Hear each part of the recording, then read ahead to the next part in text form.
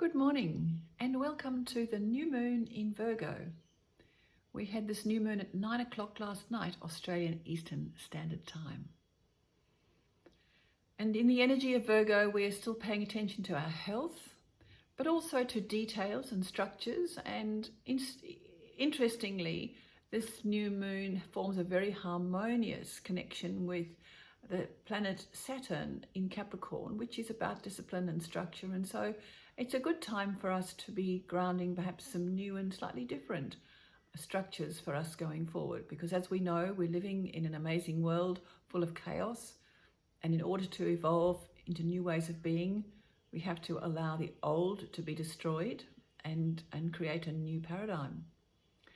Astrologically, we are in the midst of a significant structural change to our power and control mechanisms. But you know what? We have the power to create a new future for ourselves by asking ourselves, what would we like to experience? I believe we are spiritual beings having a human existence, and we have a whole lot more power than we have been led to believe. On a slightly different note, what do you know about nanochips and microdust? So I'm going to ask a few questions and refer you to a really interesting article in the American Press News Agency website. And finally, on a mundane note, encourage you to grow some vegetables in your garden. So this is still all to do with the pineal gland. You know, last month I focused attention on the pineal gland. And so this month I'm also focusing attention on the pineal gland, as I believe it is so important that we understand the role of energy in our bodies and our spiritual evolution. This pineal gland in the middle of our forehead here connects us with all there is and provides energy to our bodies that is transmuted via the pituitary gland and then into the subsidiary endocrine glands to manage the way our bodies grow, mature, and sadly decline. Happens to all of us, you know. But you know what? You can optimize the energy available through your pineal gland by eating healthy organic food and drinking clean water. You can also influence the endocrine glands by practicing the yoga that I teach. This style of yoga focuses on the energy of all the endocrine glands. We work to balance this hormonal energy and provide the optimum environment for the body to heal itself and connect with the spirit within. So check out my YouTube classes for Virgo energy, and there's classes for other energy as well. You don't have to just do yoga in Virgo. You can do it in any other energy you like. It all works. Please subscribe and like. I believe that we are spiritual beings having a human experience. And right now, in this chaotic world in which we're living, we're being pushed to evolve into another dimension of consciousness and find a new way of being. I don't need to tell you, our society is in chaos. We are being controlled in so many ways, with home detention, with masks, threats of mass vaccination, food shortages, and many other restrictions.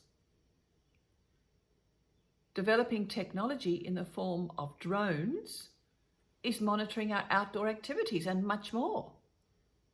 Surveillance, with the help of advancing technology, is more pronounced than it was just prior to World War II.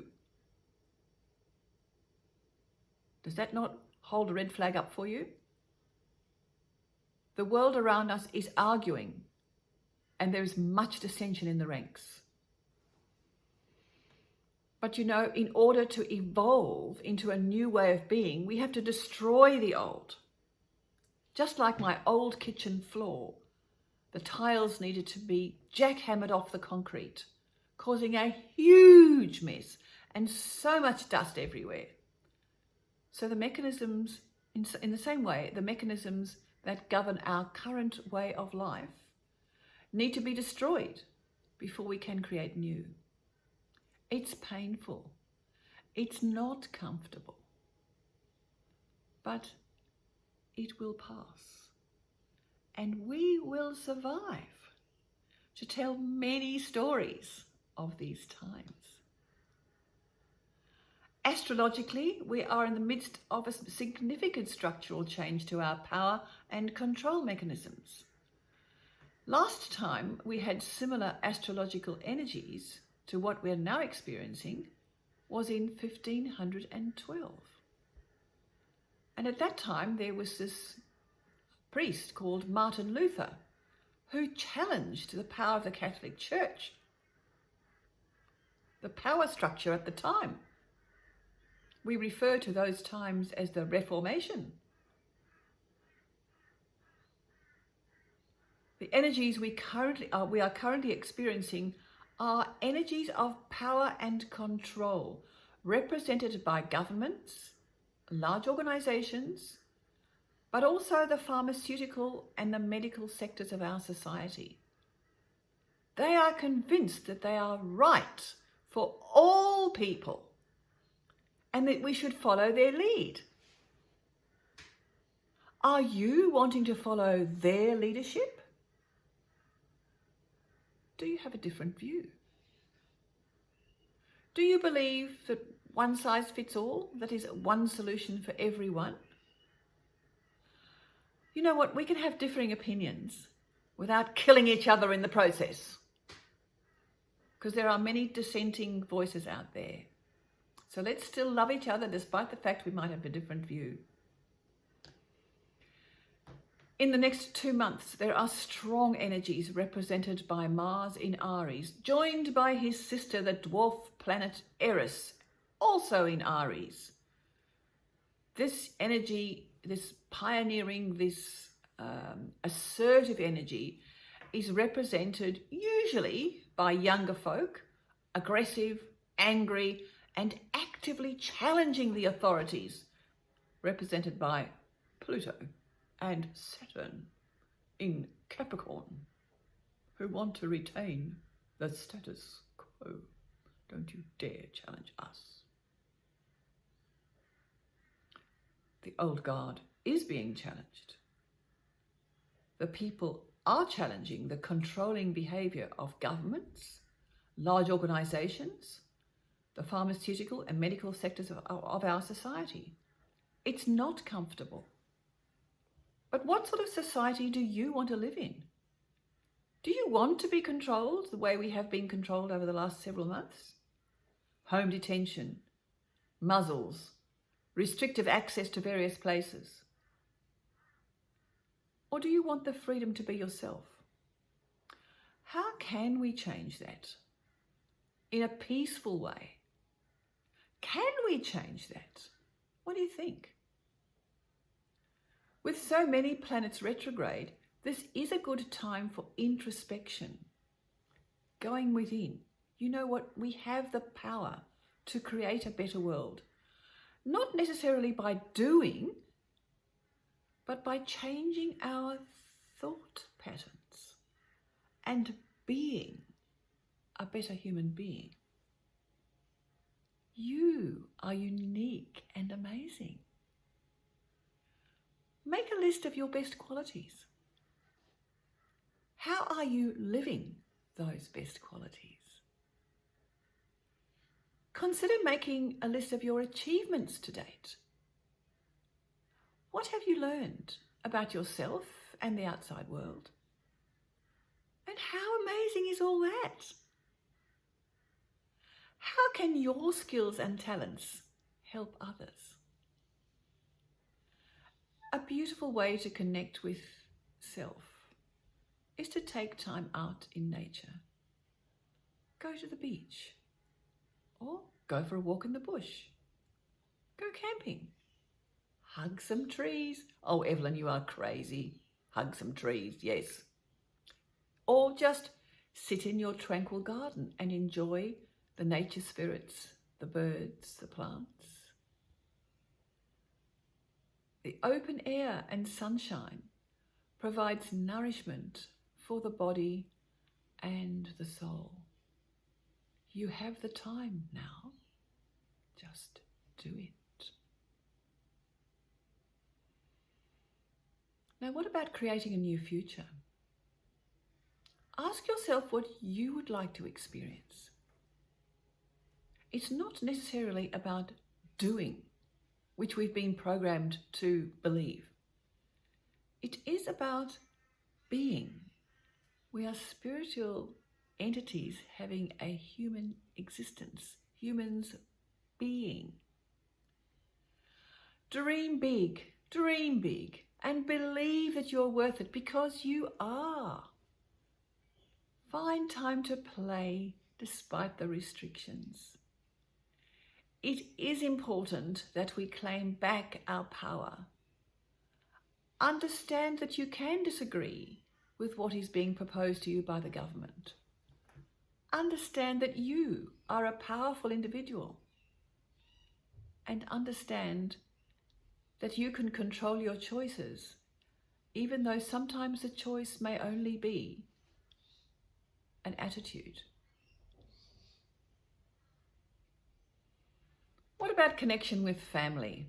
You know, I've been delighted the last month or so to have been introduced by my 4-year-old grandson to an interactive app called Together Family. We play games, we read stories, we play snakes and ladders and and battleships. It's a wonderful way to connect at a distance. And in this way, he can connect with his aunts, one in London and one in Vancouver, a global citizen at 4 years of age and very adept with technology. But I'm also grateful for technology. I'm grateful for the connection via WhatsApp that allows me to connect with my global family.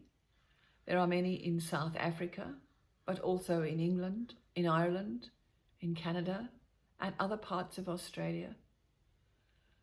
Virtual connection is not as good as being together in person, but it is better than no contact at all. Do you remember? No, you won't remember. Consider, 100 years ago, the best communication we had was via a letter. When did you last write a letter? Do you know how to write a letter? 50 years ago, we did have phone connections, but you know, often you had to book it was called a trunk call. You had to book a trunk call for an overseas connection, and then it was timed for 3 minutes, and it was expensive. And then any more time, more than 3 minutes, they charged you at minute intervals. And so therefore, people only communicated really important information. Modern technology is wonderful and great when it is used for beneficial purposes. But there's always the dark side. Energies that can be used to deprive us of the freedoms we have enjoyed in recent times. I'm going to read you a little bit from this article that's come to me. Sometimes I don't know how these things come to me, but this is through the United States Press Agency, and it's about nanochips and smart dust. And if you really would like to find out more about the full article, please refer to my blog and read it for yourself. But it talks about nanochips and smart dust. And I'm asking you, how would it be if we were all implanted with a nanochip that can control, a nanochip that controls us? We think we've got free will. They're saying that there's a nanochip that can control what we do, record what we say. How do you feel about that? I don't like that. Nanochips and smart dust are the new technological means for the advancement of the human microchipping agenda. There's an agenda for microchipping humans. Well, I suppose, we microchip our animals. We put a little grain of rice chip under the skin of our cats and dogs to try and keep them safe. So I guess they could do it to us as well. But these nanochips and smart dust are infinitely smaller than the little rice chip we put under the skin of our pets. And they have the capacity to infiltrate the human body, become lodged within, and begin to set up a synthetic network on the inside of our bodies, which can be remotely controlled from the outside. We've become like puppets, remote-controlled puppets. I'm not sure that I want to feel like that, but I suppose we wouldn't know we were being controlled. But check out more information about this, because this is partly why our pineal gland is being targeted. Our pineal gland has a lot of power, and when it is targeted and calcified by environmental toxins, it doesn't work as well, and we are more subject to manipulation. So in this article, they talk about, in inverted commas, the existence of smart dust forms a massive threat against the sovereignty of every human being alive. But you know what? No matter how good the technology becomes, it can never replace the spirit of consciousness inside of you, which is your true power. I do encourage you to read that article. It's really quite interesting and a little scary to think that we could be controlled. And maybe it's not us. What about our grandchildren? Now to some mundane stuff. I've talked about before my little worm farm, and it's thriving and providing nutrients for my veggies and the garden in my little community. And you too can have a worm farm. They love the fruit and veggie scraps, and you can reduce what you put into landfill. Unfortunately, worms don't thrive in soil that has been affected by glyphosate. Now, I wrote a bit about glyphosate in my last blog, so check that one out. Or maybe if a worm farm is not what you want to do, or you can do with this as well as a worm farm, is create a compost bin and use the results to fertilise your veggie garden. I encourage you to check Mrs. Google for information, or go to your local nursery and ask for information about creating a really healthy and productive compost patch. Last year about this time, I planted pumpkin seeds, which generated healthy plants, but no fruit. Maybe because I was away over summer and they didn't receive the right attention. Anyhow, I just left them and thought, oh, well, if they survive, they do. If they don't, doesn't matter. But you know what? They're very hardy little plants. And the Queensland blue pumpkin, which was seeded from seeds that I put in from pumpkins I bought from the market, it's re-rooted itself underneath the mango tree. And so every morning I check the female flowers and make sure they are fertilized in order to create fruit. And the pumpkin vines, the leaves, are running down the bank of the river, and they get the afternoon sun. And I've got a great big pumpkin growing. I don't know how big it'll grow, but we'll see. So we'll plant some more this spring and see if we get more pumpkins. Better crop next time. And if you're a broad acre farmer, you should consider using organic fertilizers that in time restore and condition the soil, leading to much better and healthier crop yields. So check out soil management systems in South Australia. They have some guano, which is organic material, which really does provide wonderful results on broad acres. Now this weekend coming up, in fact on Monday, Tuesday, Wednesday, or Sunday, Monday, Tuesday, we have the equinox, when the day and the night times are equal. And on Wednesday next week, the sun moves into the sign of Libra. So I suggest you allow yourself time to connect with the changing energies and consider adjusting your daily routine to accommodate the changing light. So if you live in the Northern Hemisphere, maybe you'll spend just a little bit more time in bed. Plan to support your pineal gland by sleeping a little longer. Consider adjusting your home to deal with cooler temperatures. And go and fill up your larder. Make sure there's plenty of food in the pantry. It is so energizing here in Queensland to get up early and connect with the dawn energies by walking along the beach early, drawing in the prana from the sea air. As the days lengthen, it will warm up, and the cool of the dawn is a great way to begin the day. It's so busy here at the beach in the morning.